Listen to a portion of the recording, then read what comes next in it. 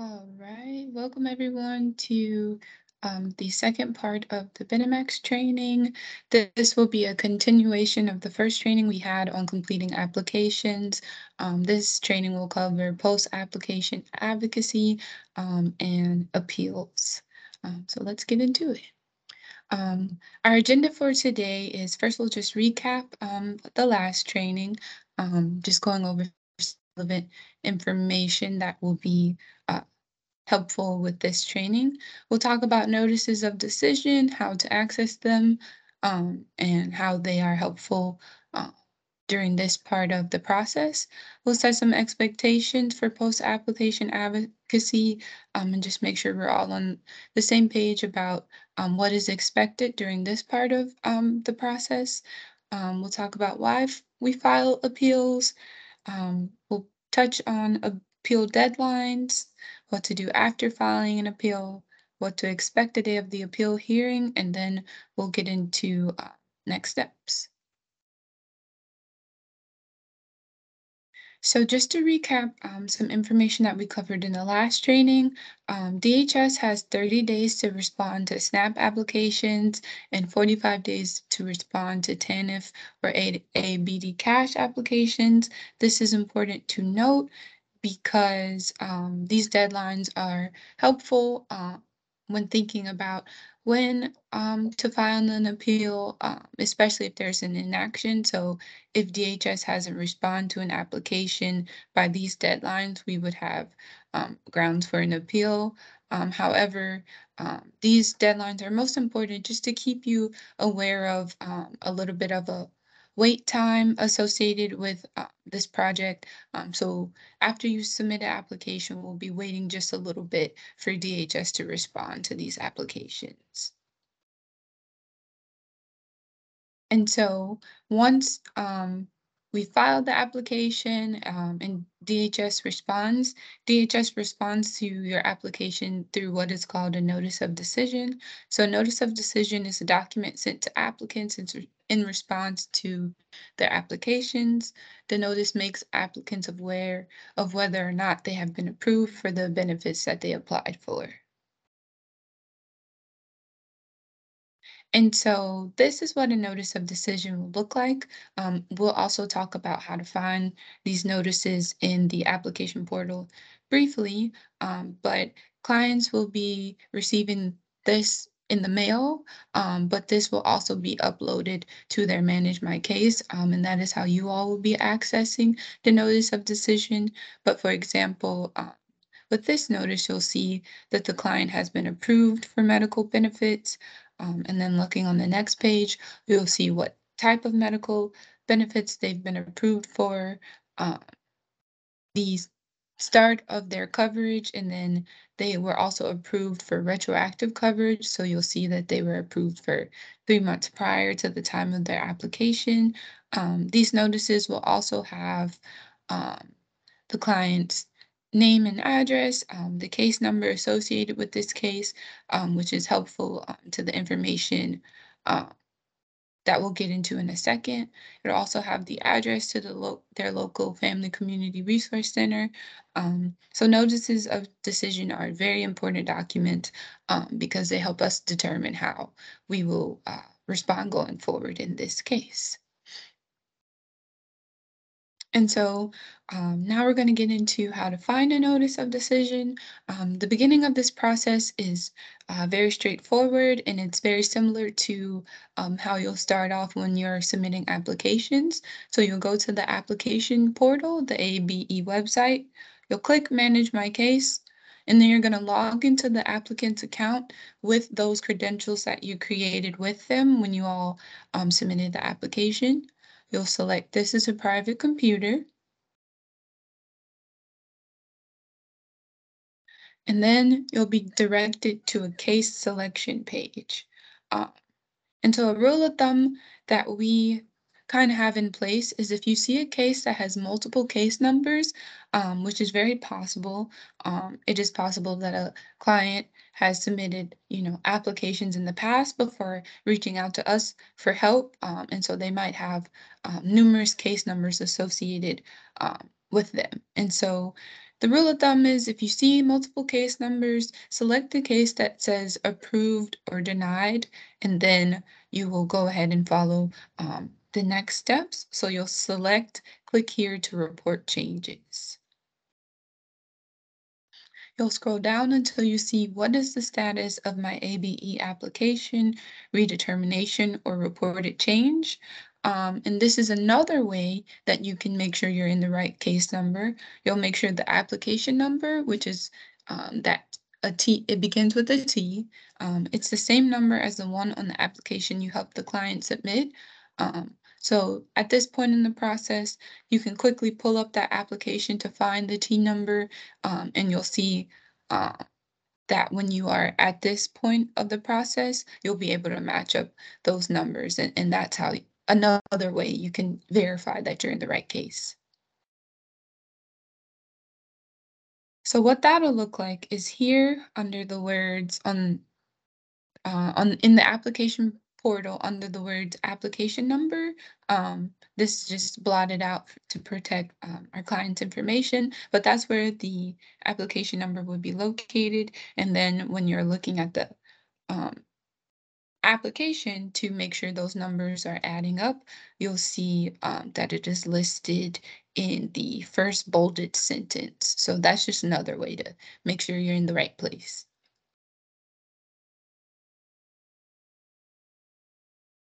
And so continuing on, you'll scroll up to see what are my available notices.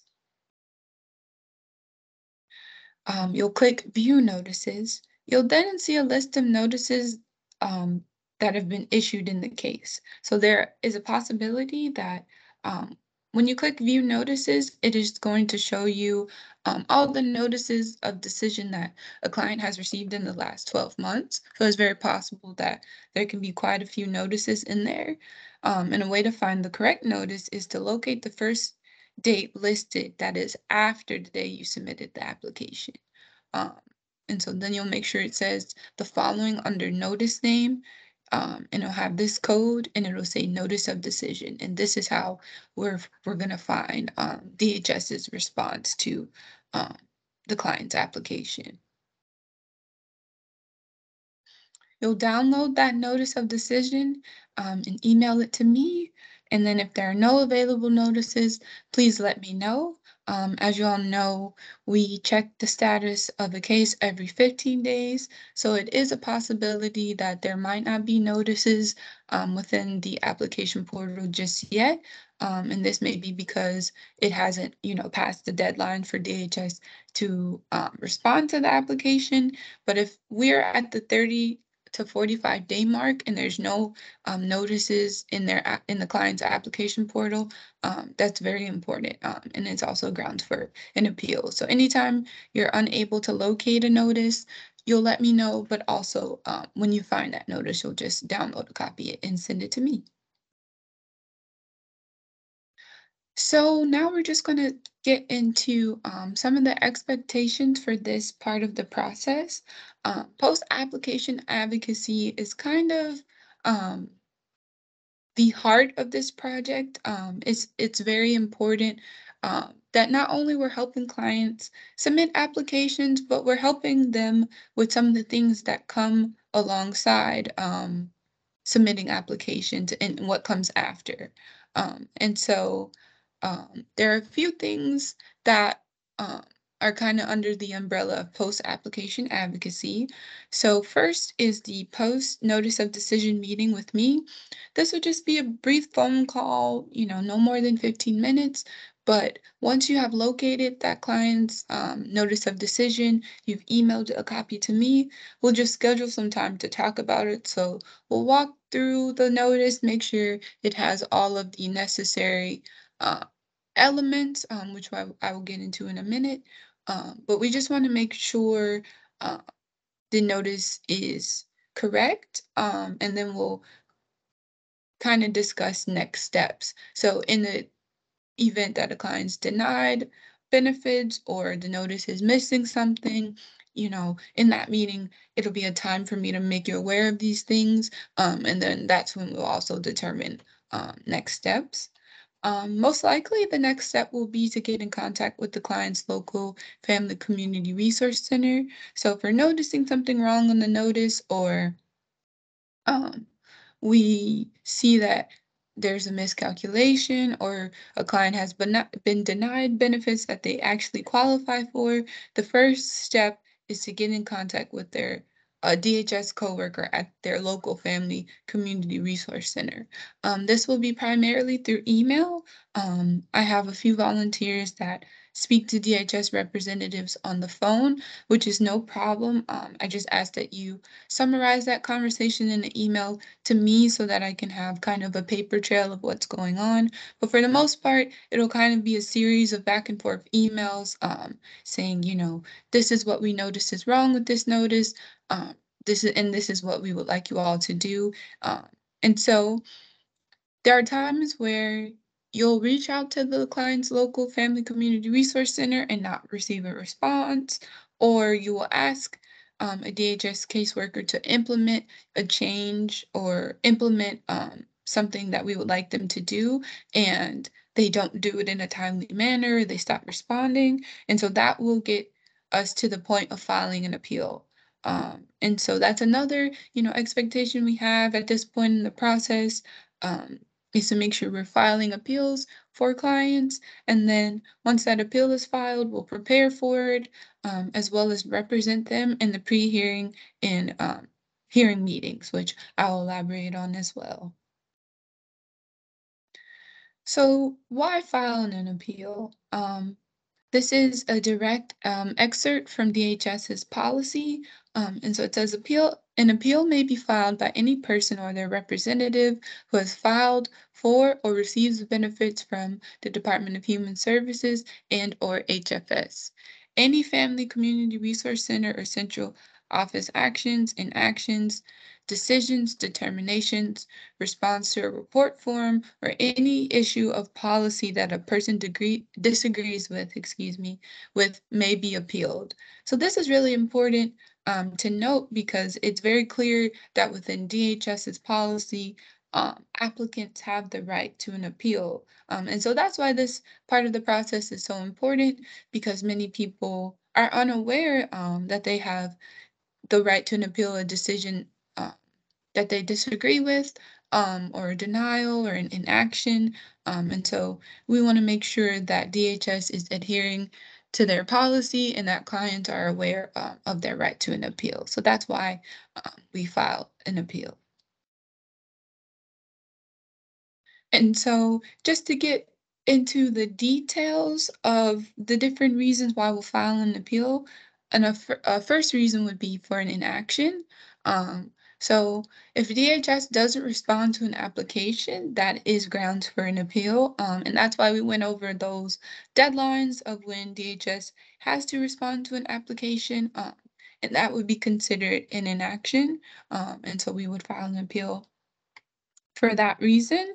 Um, Another reason why we might file an appeal is for failure to evaluate. So DHS, um, it's within their policy that they're supposed to evaluate clients for all the benefit programs, and this is often not the case, and this often doesn't happen, which is one why we encourage you to apply um, for all benefits, we encourage you to encourage the client to apply for all benefits. But oftentimes, DHS is not honoring this portion of their policy. And so when DHS doesn't evaluate a client for a benefit program, that is also grounds for an appeal. Another reason why we might file an appeal is due to an inaction to a change report. So a change report is something that a client can file within the application portal. And this is to make DHS aware of any changes to their income and or their address. And so as we know, income um, influences eligibility for programs. And so when a client files a change report, or if we were filing one on behalf of the client and DHS doesn't issue a new notice in response to that change report, that's also grounds for an appeal. Another reason why we'll file an appeal is due to adverse actions. So Denials are probably the most obvious reason why we might want to file an appeal. You'll never be put in a position where um, a client has been denied benefits and we encourage you to submit an application for a benefit program that they didn't qualify for. We screen clients for their eligibility for all of the programs, and so um, you'll be fully aware if a client is eligible or not. So if you're receiving a denial, or excuse me, if a client's receiving a denial, um, that's usually grounds for an appeal because we've already screened them and determined that they are actually eligible for those benefits. So if they're denied on the basis of not being eligible, that would be an example. There are also other reasons that clients can be denied due to income and things like that. But again, we screen them for those things, and so we'll, more than likely be filing an appeal for denials. If a client's benefits are terminated, this is also grounds for an appeal. There is situations where you'll be volunteering and uh, the beginning of your work on a case will actually start at uh, a termination notice. So a client may come to us and say, DHS has terminated my benefits. Um, and instead of, we might help them submit a new application just to make sure that they're getting benefits that's the quickest way to ensure that they're obtaining benefits. But we also might file an appeal for that termination if we believe that the client qualified for the benefits and that we believe and disagree with DHS's decision to terminate their benefits. So that's just some of the reasons why we file an appeal. Another reason is when a notice is defective. Um, and so a notice is defective when it lacks required elements. And so this is what we'll discuss in that post notice of decision meeting. Um, obviously don't want you all to worry too much about knowing every single thing a notice of decision is supposed to have. And so that's why we'll discuss it there and make sure the notice is efficient. A notice of decision is also defective when it's not timely. So when it's, sent after those deadlines that we discussed. If it's sent to the wrong place, that's obviously a defective notice. But also if it's sent through the wrong method. Um, this is um, important because clients have the ability within the application portal to say how they would like to what their preference is for receiving these notices. And so if they say, I only want to receive notices strictly through mail and they're not receiving it through mail, or I only want to receive electronic copies and they're being sent notices through mail, that would be grounds for an appeal. Lastly, if a notice of decision is sent in the wrong language, that is grounds for an appeal because we want to make sure that the client is fully aware of what's happening in their case, what DHS is doing. And so if it's in a language that's different than the one that they have set their preference for, that's a grounds for an appeal as well. And so there are also deadlines associated with filing an appeal. And so this is something that we'll also talk about in our post notice of decision meeting. And so the deadline to appeal a decision about cash, medical, or child care is 60 calendar days after the decision, and the deadline for SNAP is 90 calendar days.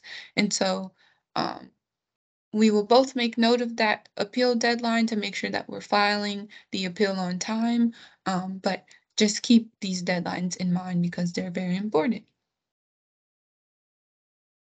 And so now we're going to discuss how to file an appeal on behalf of the client. So the first thing that I would like to note is that it's really important that you have the client on the phone when you're filing an appeal. Uh, Obviously, when we're doing anything on their behalf, we want to make sure that they're fully aware of what's going on. So I ask that you give the client a phone call when you are getting ready to file an appeal on their behalf. Um, and so By this point, you've logged in into the application portal the same way you would when you're looking for a notice of decision, but instead you are going to click the word appeals, which is towards the top right corner. Next, you'll be brought to a page that looks like this. You will click start a new appeal and then you'll hit next. Now you'll be brought to this page, and this page is pretty dense with information, but the questions that DHS is asking is very important. So it's important that you take your time through this page just to make sure that you're answering the questions correctly. Um, Here you'll see that DHS is asking which benefit program you're filing an appeal on behalf of, and so in response to, excuse me. So after we've had our, post notice of decision meeting, we will determine, um, for instance, a client could be denied SNAP benefits and we want to file an appeal. Um, Based on specifically to that decision. So you'll see the first questions asking, are you appealing a change or denial of your SNAP benefits? So you would answer yes to that question. And then you'll go through the questions and see if there are any other benefit programs which you will be filing an appeal um, for. If you ever are unsure, please halt in at this step and get in touch with me, and I'm happy to clarify. But by the time you're filing an appeal, you'll be aware of which benefit program that you're filing for. And so you'll answer the questions accordingly and hit next. Next, you'll be brought to a page that looks like this. Um, and so, for example, this client was filing an appeal based off a response to their application for SNAP. And so, you'll see that it says you indicated that you're appealing your SNAP benefits. Um, DHS is asking for the date of the notice, which you'll have access to. This is information that I'll also share with you in our post NOD meeting, but you'll have a copy of the notice yourself. And so the date of the notice is located at the top right-hand corner of the notice of decision. So you'll put that date in. You'll also put the case number in, which is also at the top right-hand corner. Um, and so it is asking if you'd like to continue benefits. We ask that you always respond yes to this question, and then you'll go ahead and hit next. Now you'll see that you'll be brought to a page that looks like this. Please file the appeal as the client, and that's also why, it's important to have them on the phone. But there will be time to add yourself as an authorized representative once we received some signed documents from the client that is stating that they consent to you being their authorized representative. But many times in the process, at this point in the process, we don't have those documents from the client just yet. So a rule of thumb is just to always file the appeal as the client. You'll go ahead and put in their information, their name, their date of birth, their social security number, as well as their gender and preferred language. You are also free to ask the client these questions if you are not sure how to answer, but this is also information that is on their applications as well. And then you'll hit next. So now you'll be brought to this page. You'll go ahead and put in the client's mailing address. This step is really important because DHS sends appeal confirmation letters, which we'll get into in a second. But it's important that that information is correct and that it is an address where the client has the ability to receive mail. So you'll put in that information. You'll also put in the client's contact information, and we'll get into why it is important to include their phone number in just a second. And then you'll hit next. So now you'll see that at this point in the process, you'll be signing the appeal on behalf of the client. And so please, at this point in the process, let the client know, I'm going to be signing this on your behalf. Make sure you ask them, uh, you know, how they sign their name, just in case their middle initial is included. But you'll sign it for the client and hit next. Now you'll be brought to this page. Now, I ask that you download a copy of this page and send it to me. This is confirmation that the appeal has been filed, and you'll also see that it includes the time and date of when the appeal was submitted. And so this is really important. To really important information to have and document to keep on hand, because in the event that DHS says a client didn't file an appeal timely, we can use this as evidence in the pre-hearing and in appeal hearing. So you'll download a copy of this and email it to me as well. So there are instances where you may need to file an appeal for the client through email. Um, for example, if we are unable to get into a client's manage my case, for whatever reason, usually that reason might be that we are in the process of manually verifying their identity. Um, and we were unable to verify their identity through Experian, which um, you'll kind of get familiar with as you continue to submit applications. But if we aren't able to get into their manage my case, you'll file an appeal through email. This is an email that I'll be drafting, so you don't have to worry too much about it. But I'll send you the what the email will need to contain, and you'll need to email this to the Bureau of Appeal Hearings. Um, and so you'll see in the subject, we've included the case number, uh, and also the day we're sending that email, uh, and the client's, information as well as the application number. But again, this will be something that I'll be drafting, so you don't have to worry too much about it. So now let's discuss what to do after filing an appeal. So if DHS receives the appeal, it will usually send an appeal confirmation notice to the appellant and representative. Um, and so we want to confirm that the appeal has been received. They have 10 days to respond to that appeal request, and then we'll confirm that the hearing has been scheduled. The hearing is supposed to be scheduled within 60 days of that request. So when a hearing is scheduled, DHS will send a scheduling notice to the appellant and representative, including the date, time, and location of the hearing. And again, that hearing is supposed to be scheduled within 60 days of when we submitted that initial request. And so, in order to confirm that DHS has received an appeal and to find uh, the confirmation letter as well as the scheduling notice, you'll need to go back into the application portal, but this time you'll do the same step. You'll click appeals in that right-hand corner, but instead of clicking starting a new appeal, excuse me, you'll click check appeal status and hit next. Then you'll be brought to this page. Um, you'll see the appeal number, the appeal request date. Um, You'll go ahead and click View Notices, and that's how we'll be able to locate the confirmation letter as well as the hearing scheduled letter. And so this is how you'll be able to locate that information.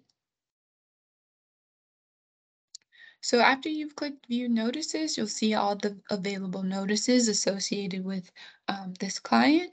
Um, as you'll see in this example, there is evidence for the comfort that the appeal has been received.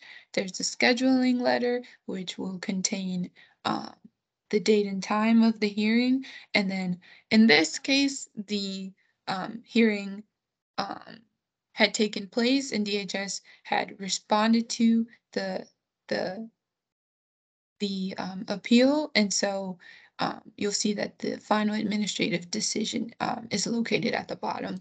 But during this part of the process, you won't have to worry too much about that, and that actually should not be there um, because we have not, gone through with the hearing by this point. So this is what that appeal confirmation letter will look like. You'll see that it says that the appeal has been received, uh, on in the date that it's been received, and then you'll also see the client's individual ID, which is also included on notices of decision. But this is just what that letter is going to say and what it'll look like when you're looking for it. You'll also see that this is what the hearing scheduling letter looks like, and so um, you'll see here that the date and time of the hearing is included in that second line. And so this is important.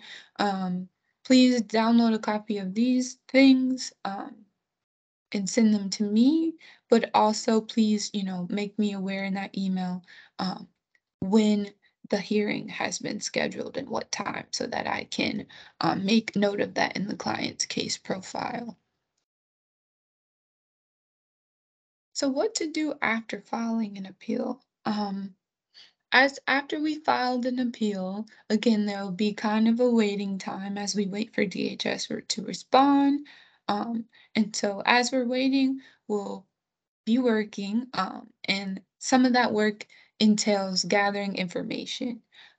And so we'll obtain all notices issued by DHS that's relevant to the appeal issue. So it'll be that first notice of decision that you located and downloaded a copy and sent it to me.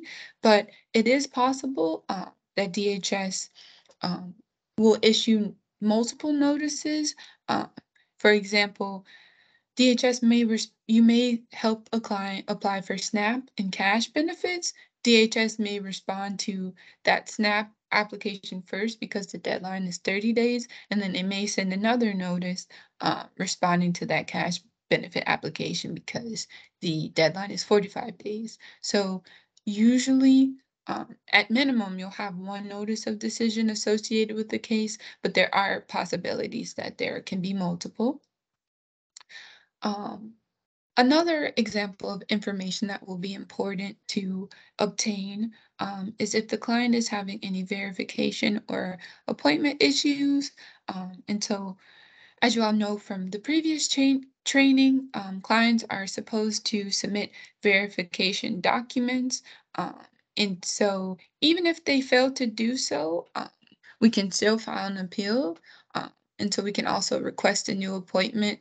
Uh, so, at this point in time, you'll be obtaining those verification documents. Um, and I'll get into that a little bit more when we talk about evidence of eligibility factors, but also in terms of appointment issues, DHS will send a notice that tells the client when their appointment is, for example, a SNAP interview or an interview for cash benefits. And we've been finding that oftentimes a client will have an interview scheduled, but the notice for when that interview would be happening is sent out actually after the interview has already, been scheduled and taken place. So the client, is not aware of that because the notice was sent late, and oftentimes they miss the, interview and are denied benefits for missing the interview. So we'll definitely need a copy of those notices to function as evidence with issues like that. We'll also be obtaining evidence of eligibility factors. So, as you all know, there are financial and non-financial um, things that go into determining clients' eligibility for benefits. And this is something we discussed in the training prior to this one. But we'll need to obtain, things that prove that the client is eligible for benefits. So this could be proof of income. It could be a copy of um, a letter that they've received from the Social Security Administration confirming that they receive SSI benefits. But things like that will need to obtain those documents that are important to proving client is eligible for the benefits they applied for. And then history and the hearing memo kind of go hand in hand. We want to, paint the picture. As to what is happening in this case from the moment we submitted an application to the moment a notice of decision was issued. And even sometimes we might go a little bit back in time and see what has happened even before a client has reached out to us. This will be more prevalent in that hearing memo. This is a document that I'll be drafting, but the hearing memo will paint the picture for DHS as to what we want them to do, what has happened in this case, and where we disagree with their decision. This hearing memo will be really important document for you to lean on for those pre-hearing and hearing meetings because it paints out, our argument and where we're at in terms of that appeal. Um, this is also another document that I will be drafting. Um, so just keep in mind that that hearing memo is a great resource to you during those hearings. And this is also something that we'll be submitting to DHS as well. So that's just examples of the relevant information that we'll need to obtain after we filed an appeal. So what to expect the day of the hearing? We've done all this work and we finally got to the actual hearing day. And so um, there first is a pre-hearing meeting. It is likely that the pre-hearing meeting will be the same day of the hearing. We hope that it is scheduled beforehand, but there is a possibility that it can be on the same day. But during this pre-hearing meeting, you'll have the opportunity to, what's in that hearing memo and what has happened in the case and what we would like DHS to do. Uh, and so this will be a conversation that you'll be having with the administration law judge, which I'll get into, and a DHS coworker, but kind of just explaining what's happened in this case, and what we would like to do, uh, what we would like DHS to do. This step is really helpful because a lot of issues can be resolved in the pre-hearing, and we won't have to go to an official appeal hearing. There are times where we'll need to get a little bit more time to obtain documents from a client. And so that is what postponement and continuances are. Um, and so if the pre-hearing meeting has already started, it will be a postponement.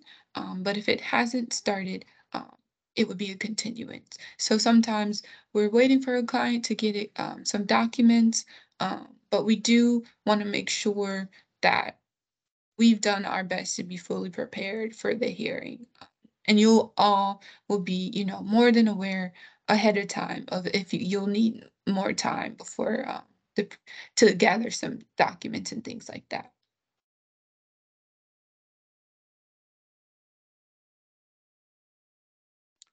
So let's talk about the hearing process.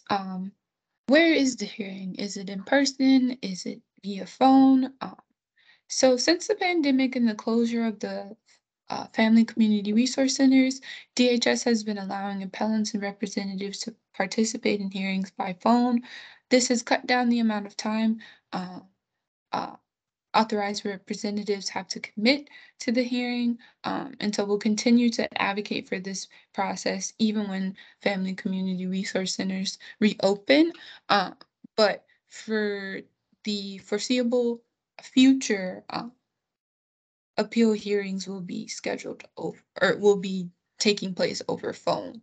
And so you'll be representing the client via phone. And so um, DHS will have your information because you'll by that point have added yourself as an authorized representative, and so you'll get a call from someone from DHS during that day and time of the hearing. Now, who is at the hearing? When the hearing involves a decision made by the FCRC, FCRC representative will participate in the hearing, uh, which is a DHS caseworker, the administrative law judge, uh, and so uh, this will be a conversation between the three of you about what has happened in the case. Uh, the administrative law judge will, want to hear from um, the the DHS caseworker at the client's local family community resource center to see, why they made the decision that they made, um, and you know, what's happening in this case. So you'll all kind of get a chance to discuss those things. But those are the three main parties at the hearing.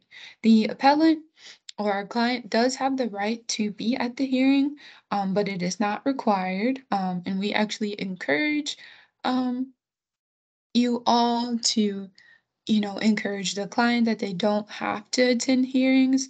Um, it can be difficult, for folks to participate in these hearings because of work. Uh, and so we don't want to put any stress and strain on our clients. But also sometimes uh, the hearings can be a little bit much. And so we'll get into that in a second as well. And so we don't, want the client ever feeling overwhelmed or intimidated by anyone from BHS. So you are free to, let them know that you will advocate on their behalf in the best of your ability. In terms of the order of the hearing, there's a couple things that take place. So the ALJ or administrative law judge will identify who is going to make who's going to provide testimony and ask those people to take an oath that they'll tell the truth. Sometimes before the hearing is on record, the ALJ may want to clarify what the issue is. If the DHS representative is describing the issue and we feel like it's being described incorrectly, please, try to interject and make sure that the issue is described correctly on the record. Often the order of the hearing is a little confusing, especially when the DHS representative is not familiar with the case, which is another reason we, you know, don't expect clients to participate in the hearing because it can be a little disorderly at times. Um, but usually the flow is that the ALJ will ask DHS to tell their side of the story. Um, we'll have an opportunity to tell our side of the story. And even if we're not invited to do so, we should be assertive and try to manage the disorderly nature that can happen during the hearing. And so we really want to make sure we're saying on record what we know the issue to be, what the outcome that we want, and what evidence we'll submit and ask the ALJ for permission to present our case. But we want to make sure that the issue is being articulated clearly and that it is on the record. Now, in terms of documentary evidence, all evidence will be submitted at least a day prior to the hearing. And this is something that I will do as well. Um, but I will be uploading that evidence to the appeal portal and manage my case. And there are instances where I'll need to email that to the Bureau of Appeal hearings.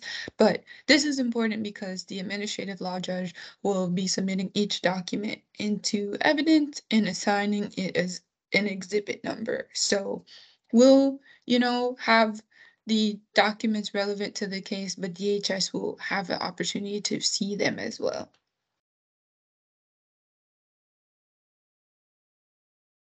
And so what happens after the appeal hearing? The final hearing decision is made, uh, and so um, DHS will issue a uh, final decision. And so uh, we hope, that that decision is favorable and it is what we want them to do. Uh, but they have the opportunity to one uphold the action or not uphold the action. And so when in terms of implementing a favorable decision, there are time limits associated with that. So for cash benefits, DHS has to carry out the decision immediately, but no later than 90 days after the appeal was filed. And for SNAP, it is again, they need to carry out the decision immediately. But no later than 10 days after the decision has been made. So we'll be checking the um, application portal to make sure the DHS has implemented that decision. Now, if there is a point in time where DHS, is not willing to implement the change that we would like, and there is a point where and an unfavorable decision needs to be appealed, um, clients obviously have the right to appeal an unfavorable decision, excuse me, but this is not required of you. You're not required to represent them, because at this point it would be in court. Um, and so this is kind of what happens after the appeal hearing. But our greatest hope and wish is that DHS will agree with us and implement that change. And so for all my new volunteers, the next steps will be to make sure you're submitting your volunteer confidentiality agreement and background check authorization, as well as completing the post-training survey. But this concludes our training on filing appeals from the Department of Human Services.